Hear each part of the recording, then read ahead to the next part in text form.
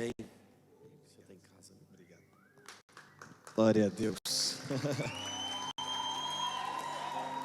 Glória a Deus, gente. Que alegria, tem alguém feliz com Jesus aí? Bom demais, né? Alegria poder estar aqui com vocês, poder estar na mesa dos seus pastores e poder receber. Eu estou aí me recuperando, ainda não saiu os exames, mas eu tive semana passada correndo uma meia maratona, acabei tropeçando e acontece, né? Acontece com os melhores. Glória a Deus. Gente, eu trouxe esse livro, eu vim de uma outra agenda, então só tem poucas unidades ali, 8 conselhos para se tornar um líder inesquecível. Talvez se eu fosse mais novo, uma das coisas, se eu pudesse voltar, que eu poderia ter feito mais, seria poder estudar sobre liderança. Talvez alguns de vocês estão me olhando aqui falando, mas eu não lidero nada. Quem está respirando aí, graças a Deus? Continue respirando, por favor, tá? Se você está respirando, você já está liderando a pessoa mais difícil que tem, que é você mesmo. E a gente está numa crise de liderança nessa época, por quê? Porque a primeira pessoa que precisa ser liderada é você. Então, o que você come, a hora que você acorda, como você se porta, tudo isso é importante antes de querer liderar outra pessoa. Mas aqui esse livro, eu lancei esse livro em janeiro agora, eu falo sobre 8 conselhos para que você se torne inesquecível nos lugares, inesquecível para as pessoas. Então, você pode passar ali depois, tem hoje um desconto, o frete é grátis. Então, se você comprar, você leva de graça até a sua casa, ninguém, né, vai cobrar nada para você levar. Mas brincadeiras à parte, tem poucas unidades, se te interessa, talvez nem vai ter o suficiente para a noite, mas você passa lá depois e faz um investimento em você, na sua vida, tá bom? Glória a Deus. Eu quero que você abra a sua Bíblia lá em João, capítulo 6. João, no capítulo 6. Eu quero meditar com você aqui à tarde, talvez à noite a gente consegue ir num desfecho, numa mesma proposta e para poder construir aquilo que a gente crê que Deus quer falar ao nosso coração nesse tempo e aquilo que Ele quer compartilhar ao nosso coração nesse tempo. João capítulo 6, eu quero ler com você, pode abrir a sua Bíblia aí e deixar sua Bíblia aberta, a gente vai ler a partir do verso 26, mas você sabe, o Evangelho de João, e é um Evangelho, eu diria que tem 2 livros bíblicos dos quais todo mundo deveria conhecer com profundidade. Um é João. João é o último dos discípulos a morrer, é o único discípulo que não experimentou a morte por meio de uma forma precoce. João, ele teve a oportunidade de viver mais, mas não só por isso. O Evangelho de João é o último dos evangelhos a ser escrito, e é o único não sinótico. O que isso significa? Mateus, Marcos e Lucas contam as mesmas histórias. Acredita-se então que Marcos foi o primeiro evangelho a ser escrito, e Mateus e Lucas, eles utilizam o mesmo pano de fundo, com uma outra perspectiva. Então, cada um dos evangelhos tem um objetivo de revelar Jesus de uma forma, mas João vem, e tem uma beleza em João, porque a Bíblia é o livro mais lido da história, e João é o livro mais lido da Bíblia. Então, tem alguma coisa especial num livro, do qual o Espírito Santo definiu que fosse o livro mais lido da história. É o Evangelho de João, é o livro mais lido da história. E o Evangelho de João tem um objetivo. O objetivo do Evangelho de João é revelar Jesus como Filho de Deus. O objetivo do Evangelho de João é mostrar para nós que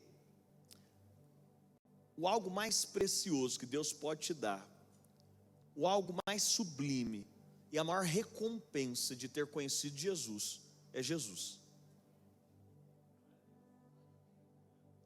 Então qualquer outra perspectiva para o Evangelho, eu vou seguir a Jesus e a minha vida vai ser mais fácil, não necessariamente. Eu vou seguir a Jesus e vai ser mais legal, não necessariamente. Não, vou seguir. Qual que é a recompensa de conhecê-lo? É conhecê-lo. Qual que é a recompensa do Evangelho? É conhecer. E João vai trazer essa proposta, e João vai revelar essa proposta, a proposta do Evangelho e o que o Evangelho nos propõe. Você sabe, eu vou dizer para você que corre um risco, você pode fazer da igreja muitas coisas e não a coisa mais importante. A igreja pode ser um clube social, porque a igreja é também um ambiente social.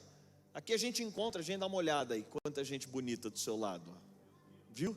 Aqui a gente encontra gente bonita, aqui a gente encontra gente da mesma idade que a gente, aqui a gente encontra gente legal, aqui a gente encontra gente, aqui a igreja também é um ambiente, para tantas coisas, a igreja serve, né, como uma resposta para tantas coisas, mas você sabe, corre o risco da gente encontrar tantas coisas, mas a gente não pode perder o principal.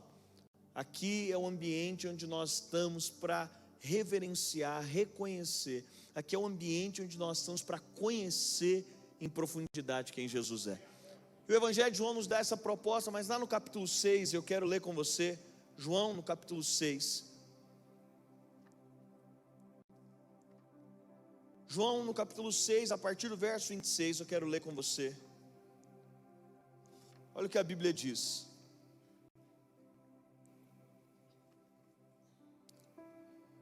Eu vou ler a partir do verso 22. No dia seguinte, a multidão que ficara do outro lado, diga comigo, a multidão, eu vou fazer uma exposição com você, então eu vou destacar algumas palavras, se você quiser você pode grifar, a gente vai fazer uma exposição das escrituras.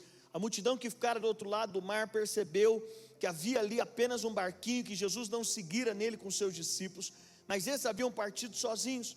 Contudo outros barquinhos haviam chegado, verso 23, de Tiberíades, perto do lugar onde comeram pão, depois o Senhor deu graças. Ao ver que nem Jesus nem os discípulos estavam ali, a multidão entrou também nos barquinhos, e foi para Cafarnaum em busca de quem, gente? De Jesus. Ao encontrá-lo do outro lado do mar, perguntaram, Rabi, quando chegaste aqui? Jesus respondeu, em verdade vos digo, que me buscais, não porque vistes sinais, mas porque comestes do pão e ficastes satisfeitos. Trabalhai não pela comida que se acaba, mas pela comida que permanece para a vida eterna, a qual o Filho do Homem vos dará. Deus o Pai o aprovou, pondo nele o seu selo. Perguntaram então, que faremos para realizar as obras de Deus? Verso 29, Jesus respondeu, a obra de Deus é esta, crede naquele que ele enviou. Perguntaram então, que sinal fazes para que vejamos e creiamos em ti? Diga assim comigo, que sinal fazes? E eles continuam dizendo, que realizas? Verso 31, nossos pais comeram maná no deserto, como está escrito, deu-lhes o pão do céu para comer. Jesus lhes respondeu, em verdade vos digo, não foi Moisés quem vos deu o pão do céu, mas meu Pai é quem vos dá o verdadeiro pão do céu, porque o pão de Deus é aquele que desce do céu e dá vida ao mundo. E disseram, Senhor, dá-nos sempre desse pão. Verso 35, e Jesus declarou, eu sou o pão da vida, quem vem a mim jamais terá fome, e quem crê em mim jamais terá sede. Você sabe, mas aí eu quero ler com você a partir do verso 66, Jesus continua a pregação, e a Bíblia diz, por causa disso, verso 66, muitos dos seus discípulos voltaram atrás e deixaram de segui-lo. Então Jesus perguntou aos 12, vós também quereis retirar-vos? Simão Pedro respondeu, Senhor, para quem iremos? Tu tens as palavras de vida eterna. Diga amém.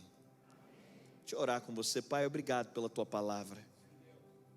Já oraram por mim, mas eu oro pedindo ao teu Espírito tenha liberdade de falar aos nossos corações, de nos instruir. Abre os nossos olhos, revela-nos Cristo numa tarde como essa.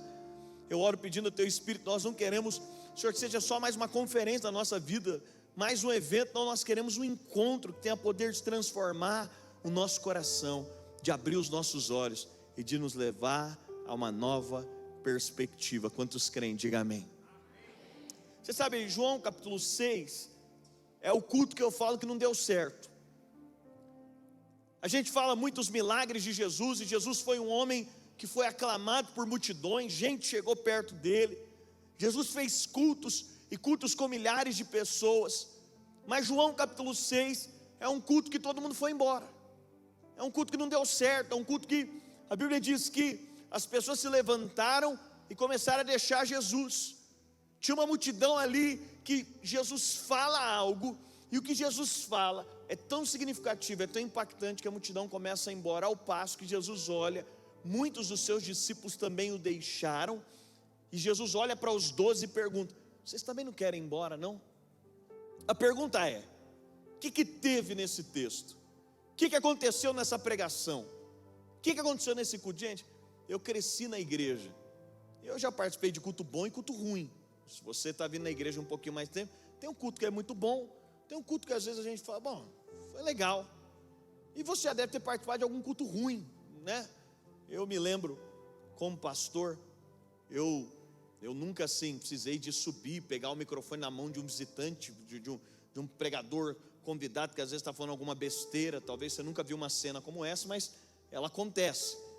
Eu não tenho essa moral toda assim de subir, mas um tempo atrás, eu acho que foi o pior culto que eu participei da minha vida. Foi um americano lá na nossa região. Aí um amigo meu falou, estou trazendo um americano aí. Eu falei, rapaz, é justo numa data que a gente tem uma vigília, traz ele aqui. Aí falou, tá bom. Aí o americano foi lá, não conhecia o cara começou a pregar, ele começou a falar tanta besteira, mas tanta besteira. Ele começou a falar várias coisas assim, de tipo de roupa, contra determinadas coisas que não tinha a ver com a nossa cultura de igreja. E foi ficando constrangedor, todo mundo foi olhando para minha cara e eu fui ficando constrangido, tipo assim, e aí pastor, você não vai fazer nada? E a pregação começou a ficar esquisita. Aí eu chamei o pessoal do louvor, falei, gente, sobe lá e começa a tocar, que vai dar aquela cara de que está acabando, e, né, de alguma forma a gente tenta acabar com isso aí. Aí o pessoal subiu lá, quando começou a tocar, o cara olhou e falou, bem que Deus me falou que aconteceu um grande mover hoje, e a banda é o sinal disso. Aí o cara não parou. Às vezes, talvez você fale, nunca participei de um culto como esse. O que acontece num culto como Jesus? Mas eu nunca participei de um culto que todo mundo foi embora, que as pessoas começaram a levantar e falar, não quero ouvir esse discurso. O que aconteceu nesse culto que as pessoas não querem ficar? Deixa eu dizer para você, nosso grande desafio, sobretudo para vocês que são mais novos agora, não é só o tanto de crente que a gente vai ter, é o tipo de crente que você vai ser. Eu não vim dessa era, mas os meus pais, a outra geração ainda, veio de uma era que era vergonhoso falar que é cristão. Era vergonhoso você dizer que escuta uma música cristã. Era vergonhoso falar que você frequentava uma igreja. Já não era mais o problema do meu tempo e não é do seu. Agora a vergonha é o tipo de crente que a gente se tornou. É o tipo de crente que a gente é. E agora quando nós olhamos João, qual que é a proposta de João? A proposta de João, Mateus, Marcos e Lucas contam muitos milagres de Jesus. João só narra 7. Porque a proposta de João não é mostrar o Jesus que tem milagres para te dar, é mostrar o Jesus que é o milagre que você precisa. O que João está propondo é que se não tiver milagre, mesmo assim, ele é suficiente. O que João está propondo, e o Evangelho de João é uma proposta, é interessante porque João capítulo 6 é um capítulo interessante. Eu não li o capítulo inteiro com você, mas o capítulo começa com a multiplicação de pães. Jesus multiplica pão e peixe. Gente, deixa eu dizer para você, isso é um fenômeno social. Não tem nada que conecta mais gente do que comida de graça. Você quer conectar com as pessoas, dê comida de graça. É ou não é? Lá na hora do intervalo, abre um pacote de salgadinho, surge gente do lado, das coisas mais simples. Faz um churrasco de graça para você ver. Aparece gente para participar. Eu não sei aqui, mas lá em São Paulo, de vez em quando no mercado tem aquela amostra grátis. O pessoal fica dando algum tipo de mercadoria grátis no mercado. Não sei se aqui tem, mas em São Paulo às vezes tem. Mesmo se eu estiver sem fome, eu tenho que pegar aquilo, porque senão eu me sinto mal depois. Era comida de graça e você não pegou, não faz sentido. João capítulo 6 começa com a multiplicação de pães. Mas deixa eu te falar, não é só porque o pessoal queria comer de graça, é porque eles estão num momento histórico que está faltando comida. Eles estão debaixo do império romano, eles estão debaixo de opressão, as pessoas estão com fome de verdade. E agora aparece um cara que multiplica pão, aparece um cara que multiplica peixe. Gente, pensa a igreja de um cara como Jesus. A igreja está dando comida de graça, está lotada essa igreja, tem uma multidão, está todo mundo aclamando, maravilhoso. Aí não bastasse isso, a Bíblia diz, João capítulo 6, Jesus multiplica, eu estou te colocando aqui no princípio do contexto, Jesus multiplica pão e peixe, e agora, a Bíblia vai dizer que Jesus vai para o outro lado, mas Jesus podia ter ido no barco com os discípulos numa boa. Não, ele não vai no barco numa boa, Jesus vai andando sobre as águas. Eu não sei quanto a você, eu queria participar de uma igreja como essa, que no domingo retrasado o pastor multiplica pão, depois ele resolve andar sobre as águas. Gente, andar sobre as águas é um fenômeno mas tão impressionante, que o ilusionismo não conseguiu até hoje fazê-lo. Você não vê ninguém andando sobre as águas, não existe ninguém, não existe ilusionista andando no meio do mar sobre as águas. Você pega a igreja desse cara, olha esse pastor, domingo retrasado o cara anda sobre as águas. Eu estou separando em domingo aqui, mas não foi em domingo, tá? Domingo retrasado o cara multiplica pão. Domingo passado esse cara anda sobre as águas. Que fenomenal, quem não quer participar dessa igreja? Aí a Bíblia diz que Jesus multiplica pão, ele atravessa o mar andando sobre as águas. Aí a multidão fala: rapaz, precisamos fazer mais um culto para esse cara. Maravilhoso, que igreja é essa? Eu quero estar com esse Jesus. Aí o que eles fazem? A Bíblia diz que quando Jesus chega do outro lado, a multidão vai para o outro lado atrás dele.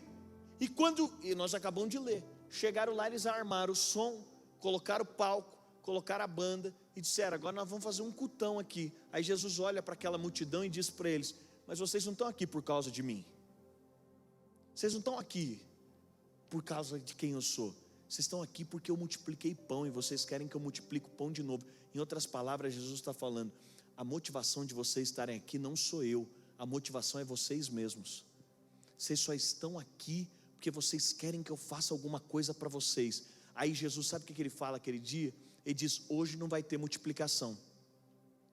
Aí sabe o que acontece? Todo mundo vai embora, porque todo mundo diz o seguinte: mas o que a gente queria mesmo é que você multiplicasse o pão, a gente queria mesmo é que você resolvesse o nosso problema. Você sabe, o que João quer propor e o que o Evangelho quer propor para nós é que Jesus não é um meio para você resolver seus problemas. Jesus é o centro da sua vida. E agora é interessante porque a motivação vale. O motivo que nos traz aqui é importante. Jesus não tem para dar? Tem. Ele não pode fazer? Pode. Mas ele é muito mais que tudo isso. E agora a multidão está diante de Jesus e ele está dizendo: hoje não vai ter pão. Por quê? Porque eu não vou multiplicar. E aí ele diz, aí o que choca, o que faz todo mundo ir embora, é ele dizer: eu sou o pão. Sabe o que Jesus está falando? Eu não tenho algo para dar, eu sou algo que você precisa. João, em 7 vezes, Jesus declara no Evangelho de João: eu sou. Sabe o que ele está dizendo para você? Eu sou o que você precisa. E é interessante porque nós estamos tão vinculados a passar a vida atrás de pão, a passar a vida atrás do que eu quero que me supra, a passar a vida atrás daquilo que precisa me suprir. Esses dias eu estava no encontro com um pastor que vocês conhecem, ele estava dizendo que o pai dele se converteu já na terceira idade, e o pai dele foi sequestrado, passou por um sequestro relâmpago. Ele disse que o pai dele foi liberto, e aí depois ele foi conversar com o pai dele: e aí, pai, como é que foi? Aí o pai dele falou: filho, eu orei muito lá dentro do cárcere. E ele falou que ficou feliz, né? Falou: meu pai orou lá, né? Aí ele falou: pai, me fala, o que o senhor orava lá? Ele falou: filho, eu orava lá assim: Senhor, toca agora no coração do Luiz, para ele orar para o Senhor me tirar daqui. Aí ele falou: pai, não, deixa eu te ensinar. Quando você estiver orando para Jesus, você não precisa de orar para ele tocar no meu coração, para eu orar para ele fazer. Você já está orando para aquele que é direto, ele já é a fonte. Você sabe, eu ouvi essa história, achei ela engraçada, né? Por que alguém está orando para Deus tocar no coração do filho, para o filho orar para ele? Aí eu estava no carro, aí Deus falou para mim: mas é isso que você faz muitas vezes. Falei: como assim? Você sabe, você já orou assim dizendo: Deus, me dá aquele vestibular, porque se você me der aquele vestibular eu vou estar completo. Aí Deus está falando: você está orando para aquele que é direto à fonte, você está dizendo que tem outra coisa que poderia te suprir. Já viu alguém orando dizendo: não, estou fazendo uma campanha, por que você está assim? Não, estou fazendo uma campanha, a hora que Deus me der o carro. Aí eu estou dizendo para Deus que é a fonte: Deus, a hora que você me der o carro vai me satisfazer, porque você não é suficiente para me satisfazer. Você sabe que o povo está diante de Jesus aqui dizendo, Jesus está dizendo: por que vocês estão aqui? Qual que é o motivo que traz vocês aqui? Tem uma junção de gente aqui. Você sabe, acabou de sair o censo do número de cristãos no Brasil. E a projeção é que nós seríamos mais cristãos do que somos. E alguns pastores ficaram tristes. Eu não estou triste com isso, de verdade. Eu estou triste com a qualidade de cristão que a gente está fazendo. Eu estou triste. A minha pergunta não é se as nossas igrejas estão grandes ou não. A minha pergunta é: nós estamos enchendo a igreja a custo de quê? O que nos faz estar aqui? O que nós estamos buscando? Você sabe, e agora Jesus está confrontando isso ao povo. E naquele dia Jesus disse: sabe qual que é o pior culto da história? Foi esse aqui, João capítulo 6. Sabe por que é o pior culto da história? No pior culto da história, não tinha banda, não tinha show, não tinha pregador, não tinha milagre, só tinha Jesus. E o povo falou: esse culto a gente não quer. Se tiver só Jesus, a gente não quer. Mas sabe qual que é o risco da nossa vida? É a gente aprender a fazer da nossa vida algo que tenha tudo menos Jesus, e a gente está falando: tá bom demais, tá legal, tá aqui porque tem o que eu quero. Não. Agora Jesus vai dizer para a multidão: hoje não vai ter pão. E deixa eu falar para você, nós não seguimos a um Jesus que o tempo inteiro, pão na Bíblia aponta para resolução de algo momentâneo.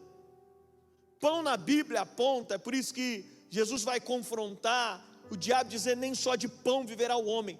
Pão aponta para algo que eu preciso de resolver agora, a minha necessidade do agora. Pão aponta para esse lugar, e é por isso que a Bíblia diz que os nossos jovens teriam visões, porque necessariamente jovem quer comer o pão de agora. Eu quero resolver o problema de agora, eu quero resolver minha demanda de agora, eu não quero ter visão, eu não quero ter planejamento, eu só quero resolver agora. Mas Jesus está dizendo naquele dia: hoje não vai ter pão, hoje tem eu. E ele diz: eu sou o pão vivo que desceu do céu. Ele diz: quem vem a mim jamais terá fome, e quem crê em mim jamais terá sede. É interessante, tempo atrás eu desci no aeroporto, entrei no Uber, aí o camarada começou a conversar comigo, aí ele falou: o que você faz? Aí eu falei: sou pastor. Aí ele falou: ô pastor, sou desviado. Eu falei: ô desviado. Aí começamos ali um diálogo.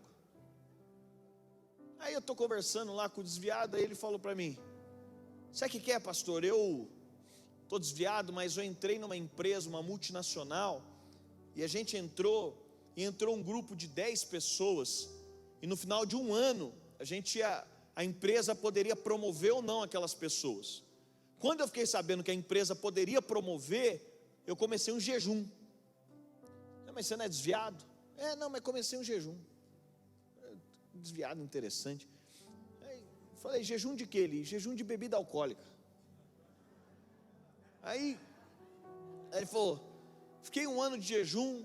No final de um ano o pessoal ia definir se ia contratar ou não. Aí ele falou: chegou no final de um ano, o pessoal do RH começou a chamar, e aí a gente estava do lado de fora, eu fui o último. Todo mundo entrou e saía chorando, todo mundo foi demitido. Ele falou: fui o último, pastor.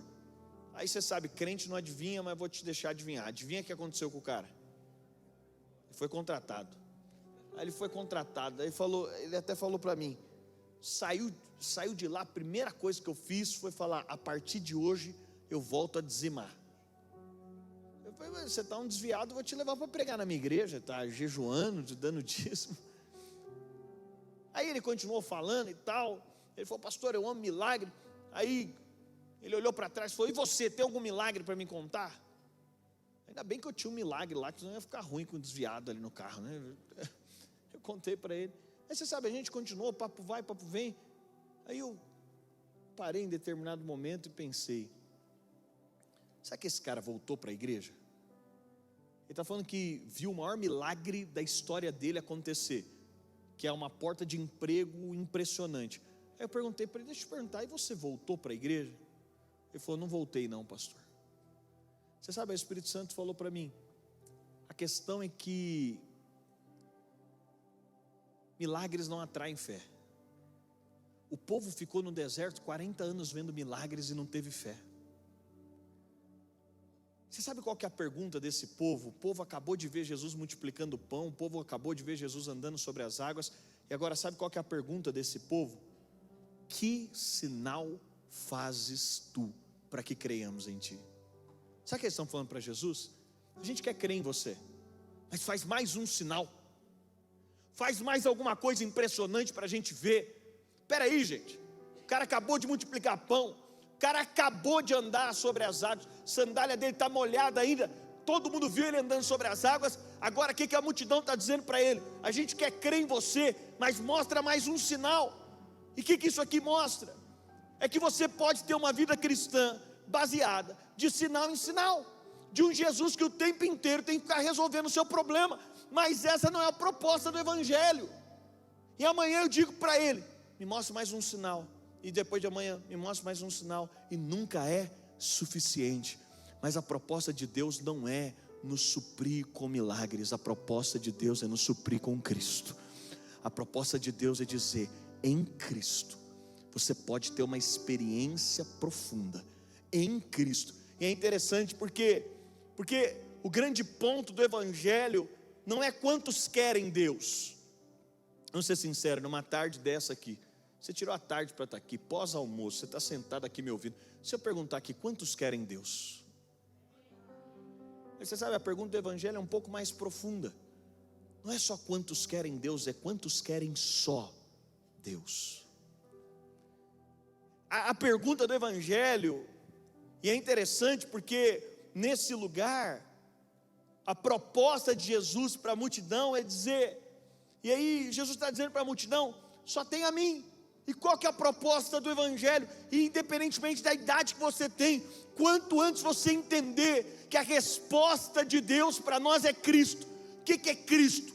Cristo é o Deus que dá para a gente decifrar. Você precisa entender que você teve a graça de nascer na nova aliança. Antes de Cristo os homens não podiam ter uma revelação plena de quem Ele é.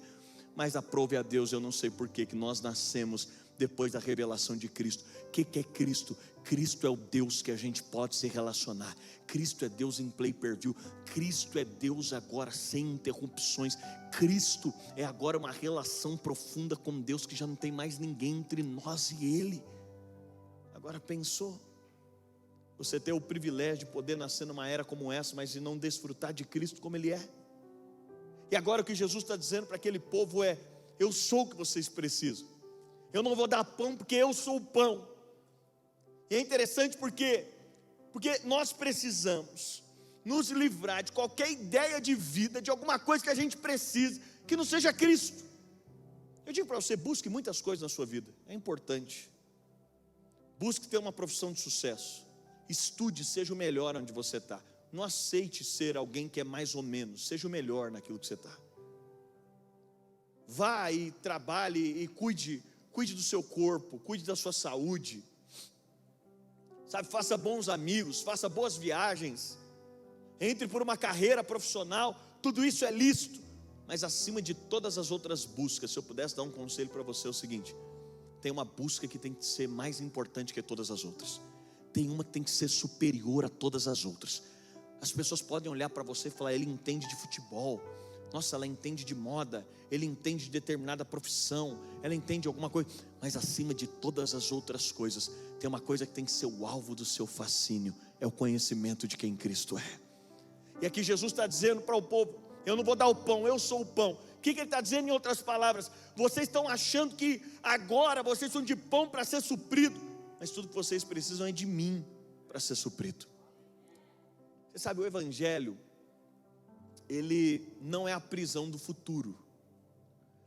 Sabe aquela coisa, se você for ver na vida, se você for conversar com as pessoas, é difícil você encontrar, muito difícil você encontrar alguém dizendo: eu sou pleno. É difícil, é muito raro você encontrar alguém que senta na sua frente e fala: nossa, pensa numa pessoa, eu sou pleno. Se quiser, depois a gente pode bater um papo, porque eu sou essa pessoa. Pode parecer meio convencido, mas o Evangelho nos dá essa capacidade de dizer: eu sou pleno. Por quê? Porque não está me faltando nada. Ainda que naturalmente falando eu não tenha tudo, não me falta nada. Ainda que eu não tenha tudo, e talvez você fale: você tem tudo, não tenho tudo, mas não me falta nada. Não está me faltando nada. Por quê? Porque eu tenho Cristo. E o Evangelho nos livra. Por que as pessoas estão o tempo inteiro? Por que as pessoas não podem dizer que são plenas? Porque elas estão o tempo inteiro avaliando que falta alguma coisa. Então você senta com alguém, a pessoa diz o seguinte: não, me falta dinheiro ainda, como eu vou dizer que sou pleno? Não, ainda me falta determinado milagre. Não, ainda me falta alguma coisa na minha casa. Não, ainda me falta.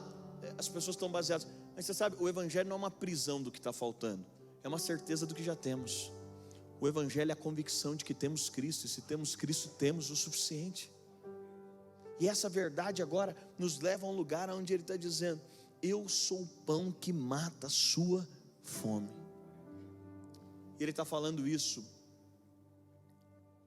para a multidão. E sabe o que a multidão fala para Ele? Esse discurso é duro demais, não é o que a gente queria ouvir. Sabe por quê? Porque no fundo a maioria das pessoas acham que quando encontraram Jesus, encontraram um bom servo para fazer as suas vontades. Gente, por muito tempo, você sabe, você é jovem, eu cresci na igreja, e vira e mexe aparecia alguém com um testemunho. Não, Deus me mandou para determinado lugar. Tinha tanta dó de missionário, de gente que Deus mandou fazer alguma coisa. Eu sempre tive muita dó dessas pessoas assim, porque as histórias delas são normalmente, você olha e fala: nossa, tomara que Deus não me encontre, não descubra o número do meu telefone. Porque as pessoas criaram uma ideia de que quando Deus está te chamando para algo é porque Deus quer te penalizar. Não. Você sabe, servir a Deus no tempo da sua oportunidade é o maior privilégio que você vai poder fazer com a sua vida, independentemente daquilo que Deus te chamou para fazer, independentemente do lugar que Ele te chamou para estar. Mas você sabe, essa resposta a um chamado de Deus, o entendimento de que Ele nos é suficiente, é o melhor estilo de vida que alguém pode viver. Eu estava, um tempo atrás, estava pregando em Portugal. Aí no final, eu desci, veio um brasileiro, um rapaz me cumprimentar. Eu falei: ah, legal, tudo bem? Ele falou: sou da mesma cidade que você no Brasil. Eu falei: legal. Eu falei: cara, o que você está fazendo aqui? Ele falou: sabe o que é, pastor? Eu fui numa dessas conferências de missões que está acontecendo no Brasil, tem um grande evangelista brasileiro fazendo essas conferências. Ele falou: chegou no final da conferência, eu sempre tive uma palavra para vir embora para Portugal. Ele já é um rapaz, sei lá, uns 22, 25 anos. Ele falou: olhei na minha conta, o dinheiro dava para manter uns dias aqui, dava para pagar a passagem, eu tinha uma palavra, eu peguei tudo, comprei a passagem e vim para cá. Olhei para ele e falei: assim do nada? Ele falou: é. Eu falei: você se auto-enviou então? Não foi uma igreja que te enviou nada? Ele: não. Eu falei: você se auto-enviou? Ele falou: o que é isso, pastor? Eu nem vou te explicar, deixa para lá. Eu falei: bom, nem recomendo a vocês, tá, gente? Os jovens aqui, não pegue todo o dinheiro que você tem na conta, compre uma passagem.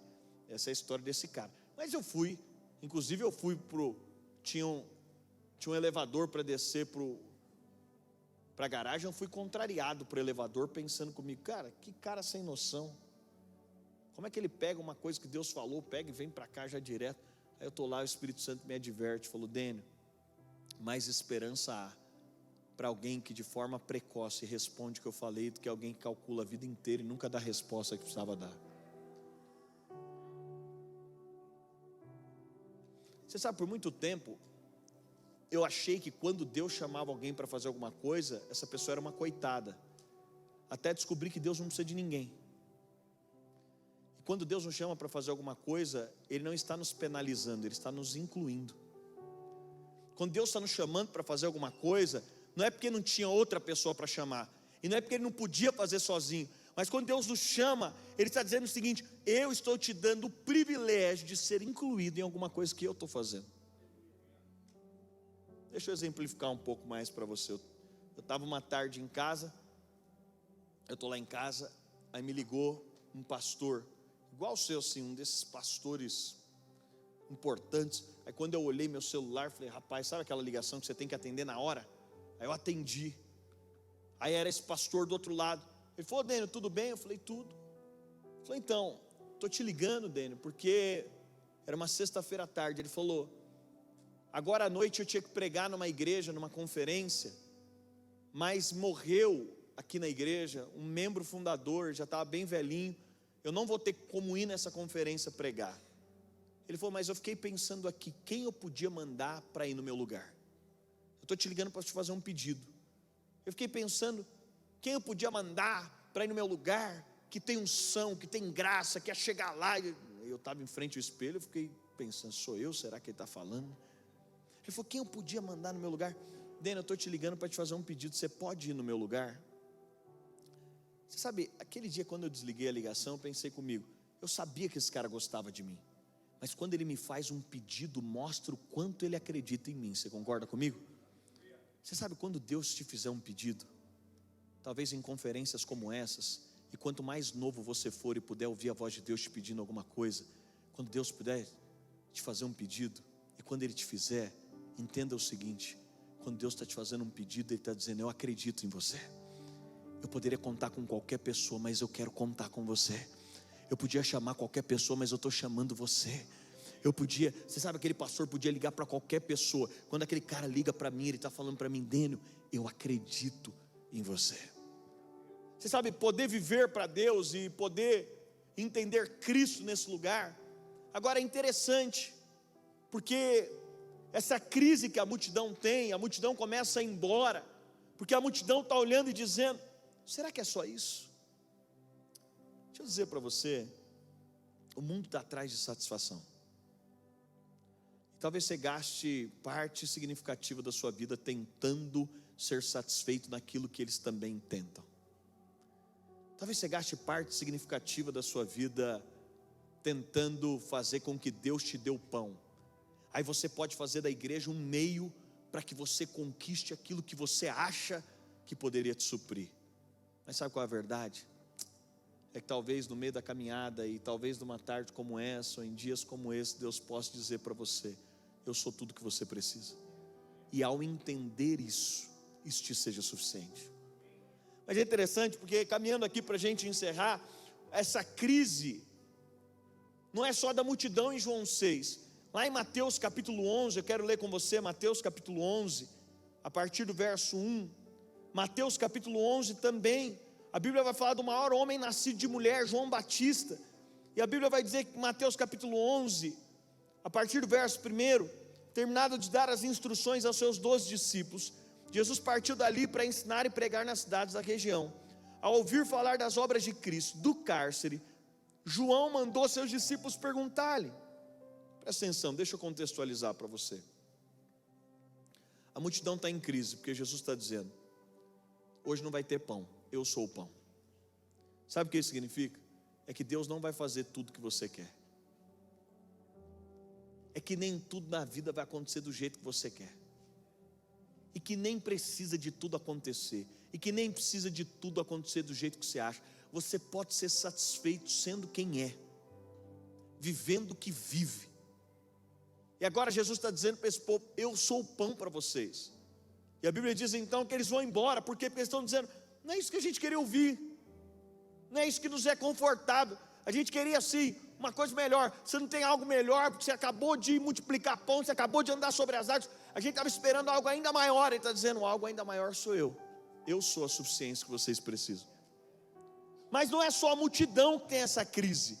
A Bíblia diz que eles começam a ir embora. E vai embora por quê? Eles vão embora porque não parece bacana esse discurso. Sabe, deixa eu dizer para você, Deus não é um meio para que a gente conquiste o que a gente acha que precisa, não. Mas agora, o maior homem nascido de mulher, em Mateus, no capítulo 11, a Bíblia vai dizer que ele tem uma crise também.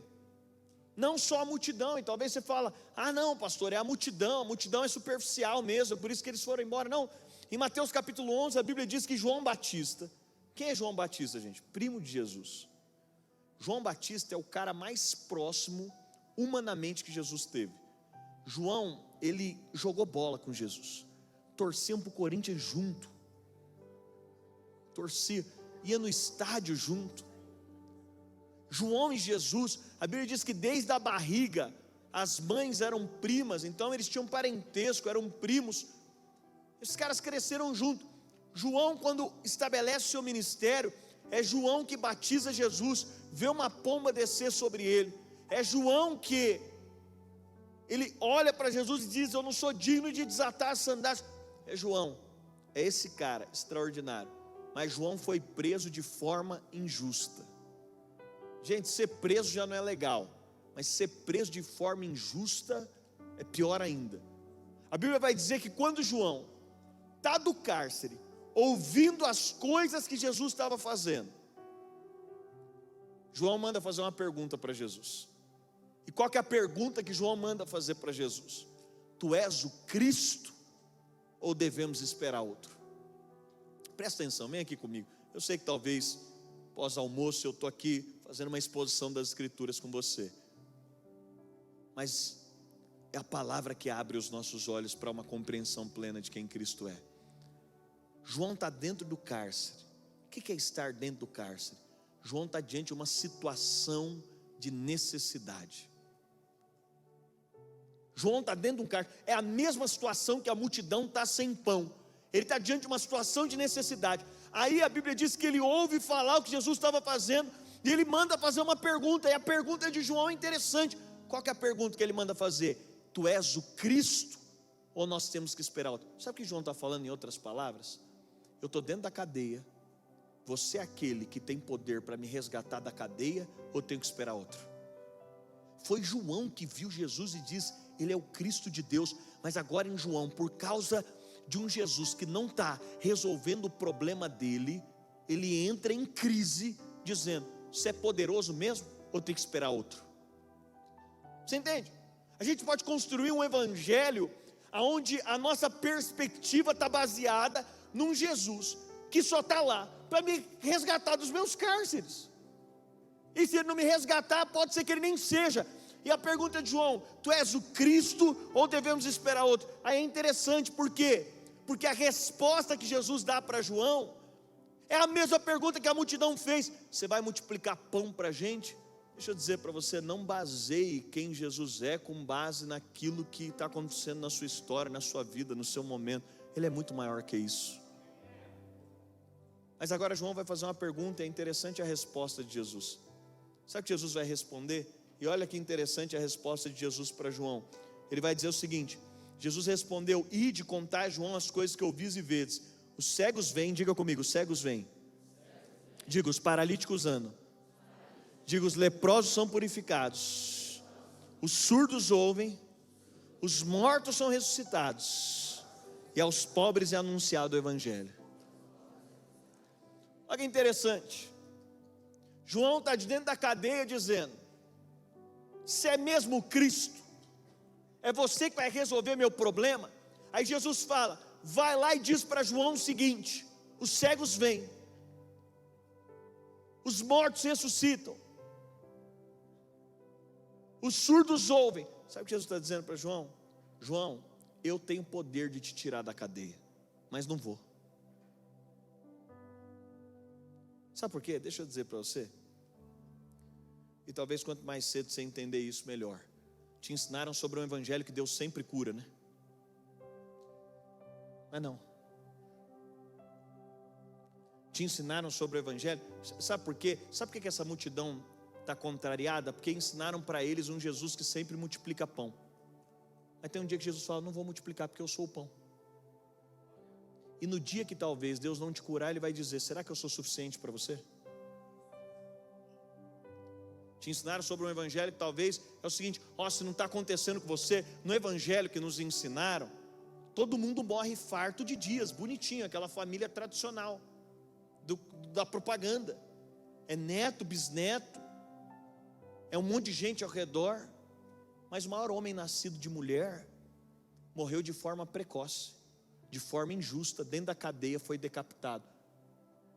Espera aí, te ensinaram sobre o evangelho, que Jesus vai te prosperar muito, você vai ficar famoso no Instagram, assim, seu Instagram vai ser bombado, busca isso. Mas no evangelho que a gente conhece, um jovem chamado Estevão foi o primeiro mártir da igreja, ele morreu apedrejado. Te ensinaram sobre o evangelho, que quanto mais tempo você ficar dentro da igreja, mais Deus vai te promover. Na verdade é isso que Deus está buscando, te promover. Mas no evangelho que a gente crê, o maior homem nascido, aquele que foi perfeito, que é Cristo, termina os seus dias crucificado nu numa cruz, de forma injusta. O O que João está perguntando é que todos nós um dia vamos perguntar para Jesus: Tu és o Cristo que me resgata da minha prisão, ou tenho que esperar outro? É você que resolve o problema da minha família? Deixa eu falar para você. Talvez você viva num contexto de dor. E talvez você diga: eu vou chegar aqui e Jesus vai resgatar toda a minha casa. E talvez não seja isso. Mas mesmo se não for isso, Ele continua sendo suficiente para você. Talvez você vai ter uma necessidade, você fala: agora encontrei Jesus e agora Ele vai suprir toda a necessidade. Nem sempre vai ser assim. Mas mesmo que você não veja aquilo que você acha que precisa, Ele diz para você: eu sou aquilo que você precisa. A resposta de Jesus para João é: vai lá e fala para João que eu tenho poder para fazer. Vai lá e fala para João que aqui fora os mortos ressuscitam, aqui fora os surdos ouvem. Em outras palavras, gente, Jesus tinha poder ou não para tirar João da cadeia? Sim.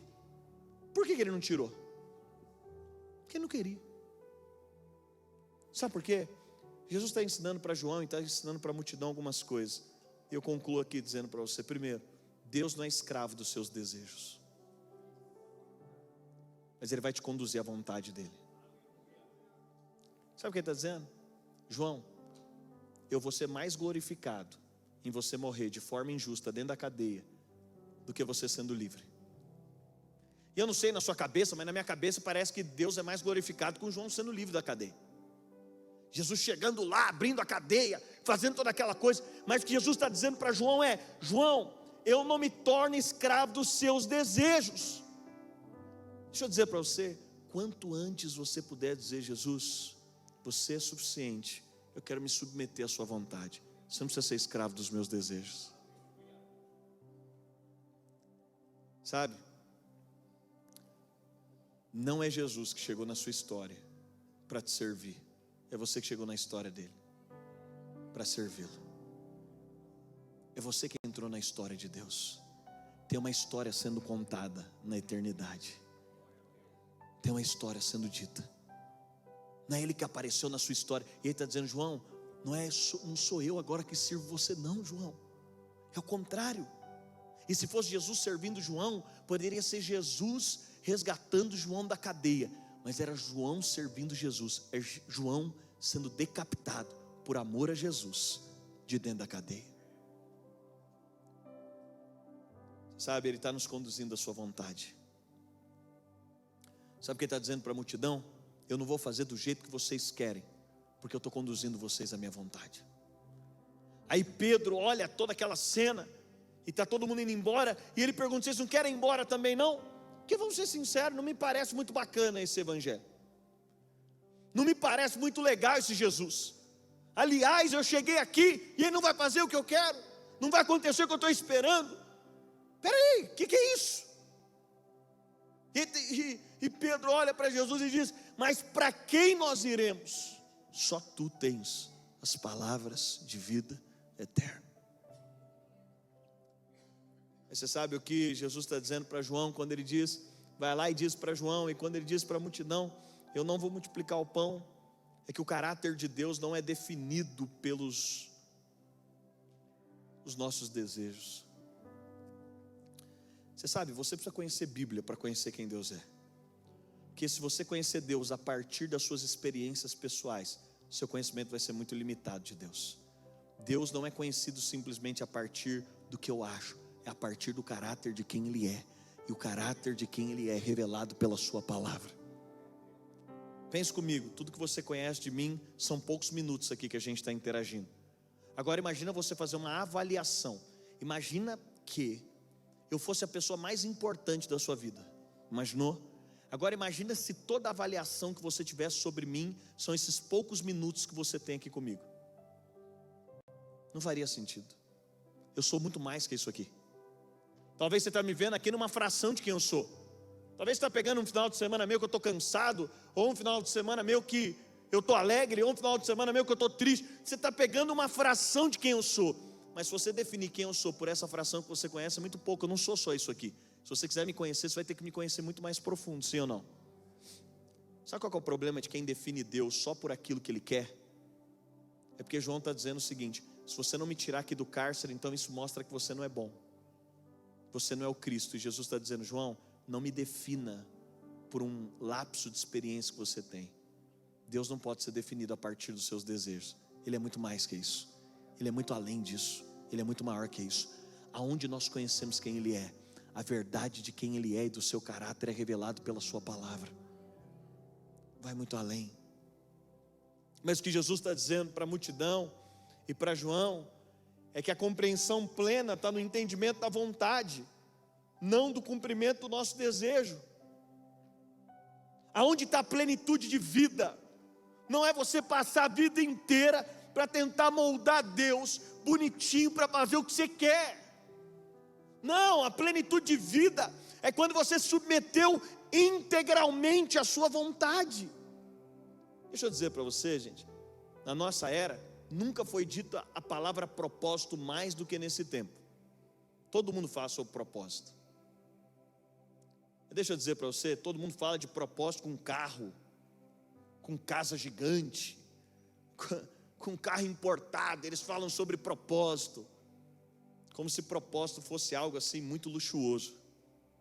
Sabe o que é propósito de vida? Propósito não é algo que você escolhe, é algo que você submete. Propósito é algo que foi definido para você antes da sua criação, e agora você simplesmente se submete a ele, para dizer: eu me submeto a viver o propósito de Deus para a minha história. Sabe o que Jesus está dizendo para João e está dizendo para a multidão? E se a banda puder vir aqui para a gente orar. Sabe o que ele está falando? Hoje não vai ter pão. E a multidão está dizendo: como assim não vai ter pão? Ele está dizendo: porque eu sou o pão. Ele está dizendo para João: João, eu não vou te tirar do cárcere. Você sabe, o fato de Jesus não tirar eles do cárcere, olha aqui para mim por um instante. Eu sei que essa banda é mais bonita que eu, mas é um convite a uma submissão plena, a entender que a sua vida vai estar diante da plateia de um só.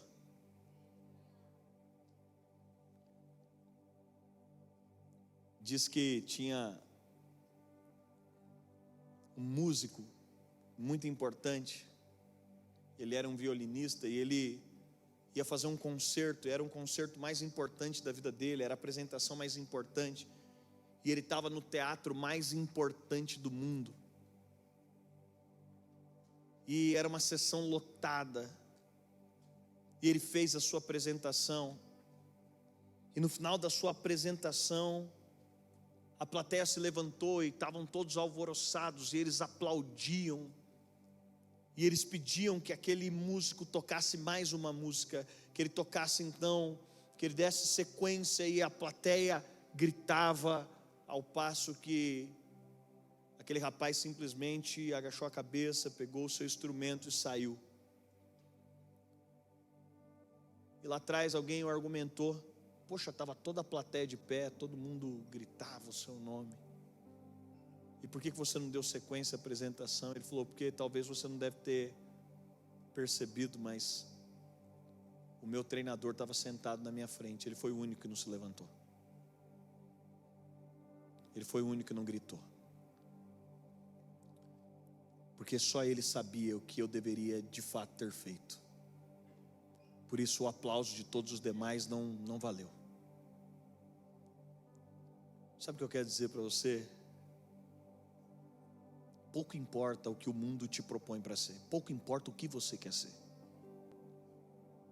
Nós estamos na era mais fútil que já existiu. Nós vemos na geração com o privilégio de maior informação, mas ao mesmo tempo mais assolada por tantas comparações. Cada vez mais vai ser difícil gente dizendo: eu estou disposto a ganhar a vaia do mundo inteiro para ser aplaudido por um único. Eu estou disposto a não abrir mão. Você sabe, às vezes é contraditório. tudo isso só vai fazer sentido se nós descobrirmos um Cristo que é mais do que aquele que nos dá pão, é aquele que é o nosso pão. Só vai fazer sentido se descobrirmos por detrás muito mais do que aquele que tem alguma coisa para nos dar, aquele que é aquilo que a nossa alma procurava. E agora eu tenho para mim que os discípulos que optam por ficar, a resposta de Pedro é: para quem nós vamos? Só tu tens as palavras de vida eterna. Eu tenho para mim que João Batista, ele vai morrer, ele vai ser decapitado, Jesus não vai tirar ele do cárcere, porque não era vontade de Jesus tirá-lo do cárcere. Mas eu tenho para mim que João deve ter sido decapitado sorrindo, gente. Herodes teve que pegar na bandeja a cabeça de um cara sorrindo, porque quando Jesus dá a resposta, João entende. Jesus está dizendo para ele: João, você achou que a plenitude da vida era estar solto, ou estar pregando, ou estar no deserto, ou estar fazendo um grande movimento? Mais do que estar solto, mais do que estar fazendo um grande movimento, a plenitude da vida é ser submisso à minha vontade. Se você estiver nesse lugar, você está fazendo o que você precisa. Alguns de vocês, para uma era que diz que você tem que estar nas redes sociais, a plenitude de vida para você vai ser nem ter rede social. Para algumas de vocês, que a plenitude da vida diz, você precisa ter 10 fontes de renda, você precisa ser alguém. Algumas de vocês foram chamadas para ser mães. Para alguns dos rapazes aqui que, não, ó, você precisa ser um empresário de sucesso. Alguns vão ser, outros vão querer tanto ser, não serão. O mais importante não é se você vai ser um empresário de sucesso, ou se você vai ser um funcionário CLT a vida inteira, ou se você vai ser um missionário desconhecido, ou se você vai ser um pastor relevante na cidade. O importante é você ser o que Deus te criou para ser. E quando Cristo é o seu pão, independentemente do que Ele te criou para ser, você não vai sentir falta de nada. Sabe qual é a graça da vida? É alguém te encontrar fazendo o que você está fazendo e olhar para você e dizer: parece que não falta nada para ele, parece que não está faltando nada. Eu estou cansado de um mundo de gente que o tempo inteiro sente falta de alguma coisa. Nós somos completos nele. Isso nos é suficiente.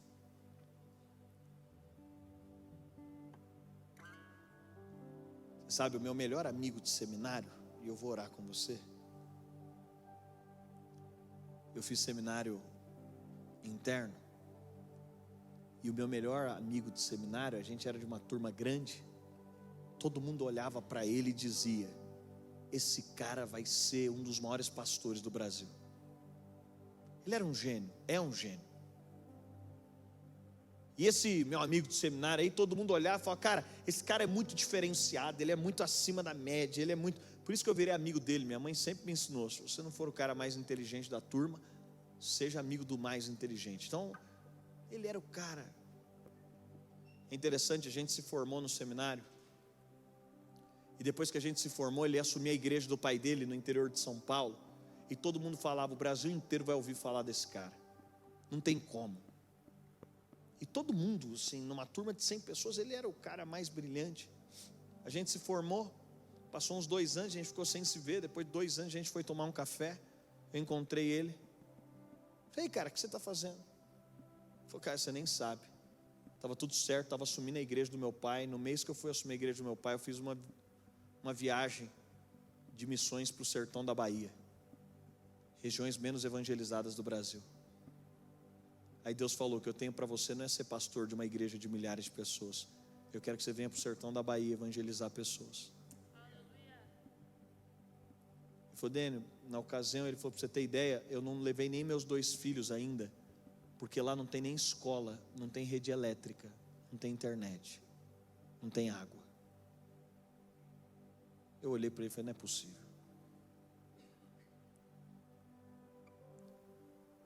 Porque às vezes a gente quer o pão e Deus está dizendo: não, não é o pão que eu tenho, eu sou o pão para você. Aí é interessante porque eu passei a ser um dos mantenedores dessa missão. E uma das vezes eu falei para ele: cara, que loucura, o que te fez fazer isso? Ele falou: Dene, meu avô foi missionário, e ele me falava assim: filho, às vezes nem sempre Deus vai ser o maior pagador de salário. Ele falou: às vezes vai parecer que Deus paga um salário muito baixo. Às vezes você vai olhar para a vida, para as pessoas, e vai dizer: nossa, parece que o salário que Deus está me pagando é tão baixo. Ele falou: mas meu avô sempre disse: a gente não está vivendo pelo salário na terra, a gente está vivendo por uma aposentadoria no céu. Ele falou: não tem nenhum maior pagador de aposentadoria que Deus. Ele diz: eu aprendi na minha vida, Dênio, que aqui eu sirvo a Deus com tudo que eu tenho. E às vezes vai parecer que não tem pão, mas Ele é meu pão. Mas eu não estou vivendo só por isso aqui, eu estou vivendo por algo mais sublime. Sabe o que eu quero dizer para você? É que quanto antes você descobrir que Cristo é suficiente, com a vida que você tem, com o contexto que você vive, na realidade que você vive, e que mais do que não nos dever nada, Ele nos convida a entregar a nossa vida, não só como uma entrega, mas uma entrega racional, de dizer: eu não encontrei alguém para me servir, eu encontrei alguém digno de poder colocar a minha vida, de devotar os meus dias e de entregar o meu coração. E isso é o suficiente. Esse Jesus é digno da sua vida, esse Jesus é digno dos seus dias, esse Jesus é digno da sua adolescência, esse Jesus é digno de toda a sua história. E se não tiver pão, Ele é o nosso pão. E se o propósito da vida for morrer decapitado, que prazer, só nos livre da desgraça de não ter vivido aquilo que o Senhor planejou que vivêssemos. Isso nos basta. Amém? Coloque sua mão na posição de receber. Jesus, Tu és o pão que mata a nossa fome. E às vezes a gente quer ficar vendo sinais em você, mas você é muito mais que os sinais. Eu oro pedindo ao Teu Espírito que nos leve a uma dimensão de experiência maior com quem o Senhor é. Eu oro pedindo ao Teu Espírito, e eu tenho visto, e eu sei que cada pessoa que está aqui, cada jovem, é uma resposta de uma geração tão apaixonada por Cristo que está se levantando. De uma geração que viu quem Cristo é. De gente que não vai embora quando o Senhor diz que não tem pão, porque reconhece: Tu és o pão que mata a nossa fome. Eu oro pedindo ao Teu Espírito que nos leve a esse lugar, a plenitude desse lugar, de Te conhecer, de fazer do Senhor o nosso prazer, mais do que todos os outros, e de encontrar no Senhor esse lugar de prazer acima de todos os outros. Essa é a nossa oração, Pai. Com seus olhos fechados, com as suas mãos abertas, vamos adorar Jesus. Simplesmente permita que Cristo se revele a você, que Ele se manifeste.